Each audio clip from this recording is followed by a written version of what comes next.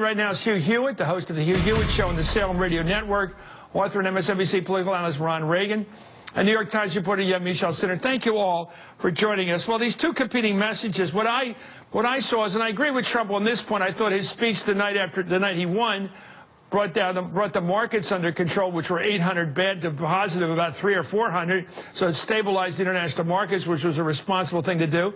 I thought his meeting with the president was fine and even respectful, talking about the president's accomplishments in a positive way. Never heard that before. And then I thought the tweeting was crazy.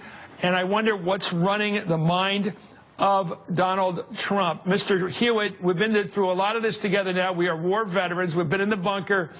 But let's see if we can figure out, is Donald Trump a little loony? Is Donald Trump got a Mr. Hyde and a Dr. Jekyll and Mr. Hyde thing going on, where he uses Mr. Hyde when he wants to? Which one's the good guy? I forgot it. The bad guy. He uses both the good guy and the bad guy. Usually the bad guy. Which one is he?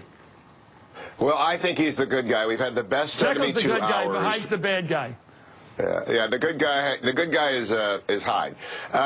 We've had the best 72 hours that the Republicans and conservatives had since the financial panic in the fall of 2008.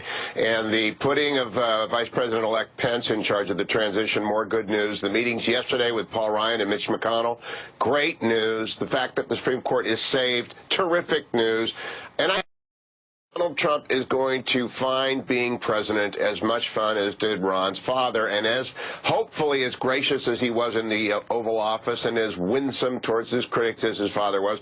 I haven't been feeling this good in years, Chris, because I think the opportunity to undo some of the damage of the last 8 years legislatively is in front of us, to rebuild the military, which is an urgent need, and Donald Trump has promised, and to put originalists on the court. There's not just one Supreme Court vacancy. There are 99 other federal judges, and Harry Reid broke the filibuster, so it's all majority rule. Okay, except for the filibuster rule still applies to Supreme Court justices.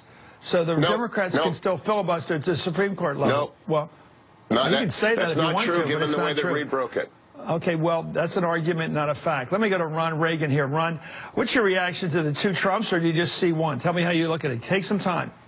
Well, this is the two tweets that you mentioned, the first of which was almost certainly written by Donald Trump, the second of which may or may not have been, are exemplary of the drama that is about to play out, both in public, because, of course, Donald Trump is the President of the United States, but also, just as importantly, within Donald Trump himself.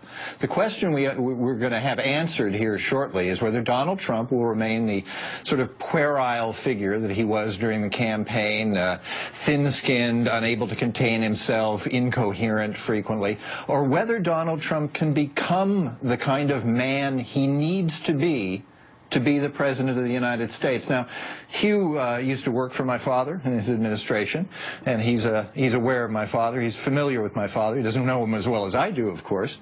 But since he brought my father up, I have to say, as a point of personal privilege, perhaps, that I find myself in a state of cognitive dissonance here when I watched about to take the Oval Office. I remember sitting in the Oval Office with my father, and though we disagreed about politics frequently, I was always impressed by his enormous dignity.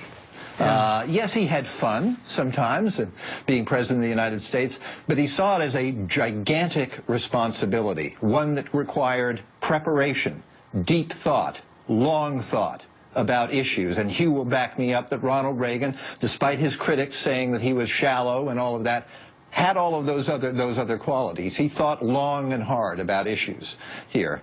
So now I think about Donald Trump sitting in that chair, and I think about the dignity that my father had. And the only way I can think of to explain this to you in this cognitive dissonance that I feel right now is asking you, all of you, if you can imagine in your wildest dreams ever hearing an audio tape of my father bragging about his fame and how it allows him to molest women at will. I think we all know the answer to that. The presidency demands enormous dignity, and we are shortly going to find out whether it has the power to compel dignity. Do you want to respond to that, Hugh? Yeah, I think Ron is very right. His father was one of the most thoughtful and underrated thinkers of our past century. And I hope, for example, Donald Trump studies his presidency and says, how did Ronald Reagan start? He started with Jim Baker, Ed Meese, and Mike Deaver. So rather than trying to arrange the White House into one person, if you put Reince Priebus as chief of staff and Steve Bannon as counselor and Kellyanne Conway, you'll get at least a shadow of what Ronald Reagan did. A lot of inputs so that he could retreat to the Oval Office and think everything that Ron said, and obviously he knows his father better than anyone else in Washington, D.C., is absolutely true. Yeah, I think from the outside, I knew that about your father, about President Reagan. He would, well, he had tremendous, we have to do this another night. Tremendous understanding of the Constitution. He understood the role of the opposition. He understood the role of the other people elected by the people. And he put it all together. That was his salute to the Constitution.